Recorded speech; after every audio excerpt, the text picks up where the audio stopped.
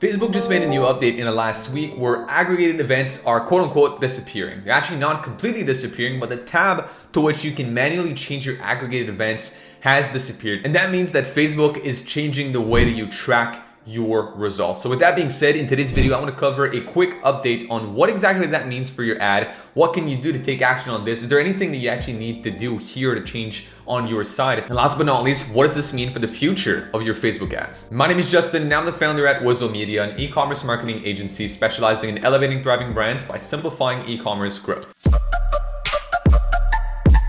So first things first, if you go to Meta's website now and you take a look at aggregated events, you can see that they've had a new section last week called Changes to Website Conversion Campaigns. So if we quickly read what they have right here is, we're gradually introducing updates to website conversion campaigns. There are no actions that you need to take to prepare or gain access to these changes.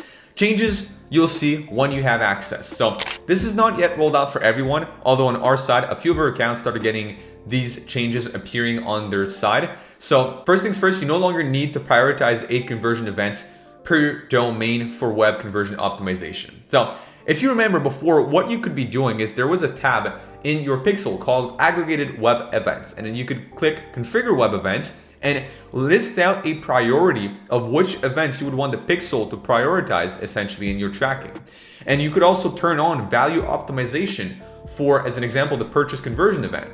Now, they're removing this manual part from your hands, meaning that they're setting this up automatically on their side. Another good thing that they're removing is you're not required to verify your website domain anymore for event purposes. And last but not least, you don't need to select the conversion domain when creating a campaign in your ads manager. So that again was something that you needed to do in the past. If you wanted to create a campaign, especially over the last few months, you had to go into your tracking and not only select the pixel, but also select the conversion domain that you wanted to track the event on. So now they're removing all of that. This honestly might seem like a pretty subtle change, but it means a couple things. First of all, in its simplest form, they're just simplifying your life. You don't have to do as much of the manual labor anymore. And I think they just realized that a lot of the people were inexperienced with setting up their pixel the right way, which led to errors in conversion, in tracking, and ultimately the only person that was to blame was Facebook, right? If you weren't knowledgeable enough to actually integrate your pixel properly, then usually people would probably swarm Facebook with support requests and trying to get help on how to properly set up these events. And they're most likely trying to save time by making this an automated process now. Now, the next thing that I'm pretty interested in seeing how this will play out is the fact that you don't need to prioritize conversion events anymore. Now, I'm not sure, and I've really looked everywhere. This is not something that is public yet, so I'll probably do an update video once I get more information on this, but I don't know how Facebook will prioritize certain events over others. So again, we used to put for our e-commerce businesses the highest priority event being purchase, and then you would usually allocate 4 events to purchases. So we turn on value optimization, have 4 events for purchase, then we'd have initiate checkout, we'd have add to cart, then we'd have view content as the lowest priority event. That was kind of our setup. Now that you don't have to do this anymore, does that mean Facebook is going to prioritize equally everything? Does that mean that some events might automatically be higher prioritized just because Facebook's decide to do so? I don't know. This is where we're going to have to see how it plays out. Now, in their Performance 5 pillar updates that I published a few months ago, I believe I posted that video in December or January. Now, with that said, in that video, Facebook had announced publicly that they had 5 key components to ensure that you thrive within their platform. One of these components was about tracking, was about making sure that nowadays you have proper tracking solution in place.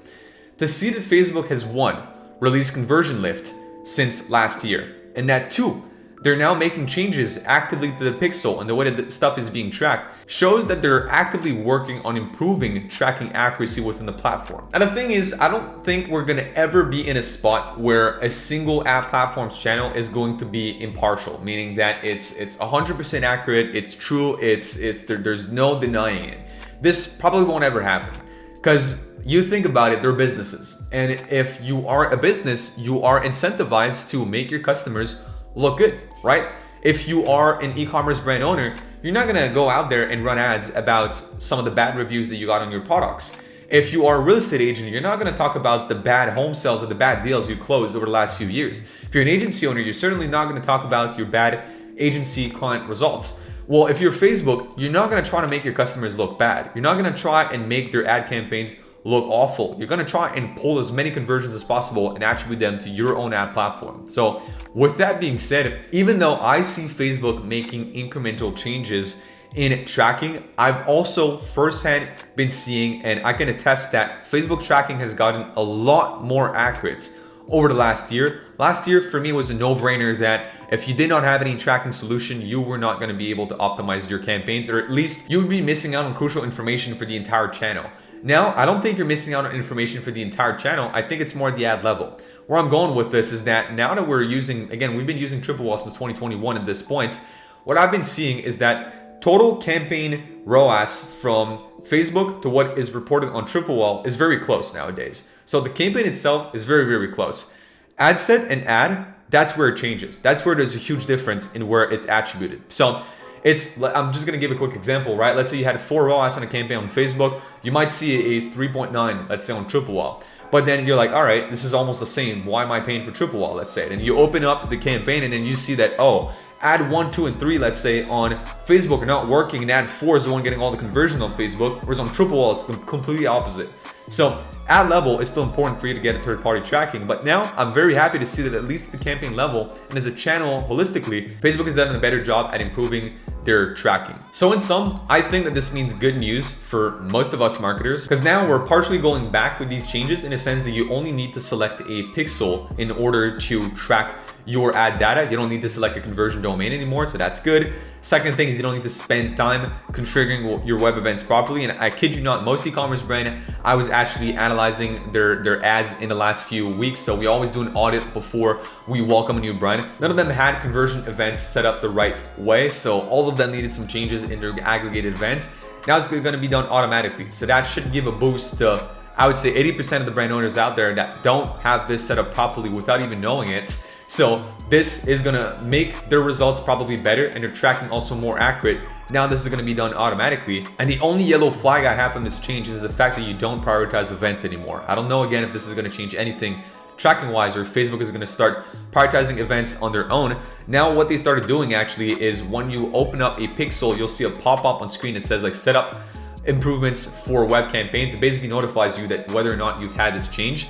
And if you go at the pixel level now, you're gonna see a new category called status, which basically gives you the status of that specific event. How well set up is it or not? So that again, new tab, new column.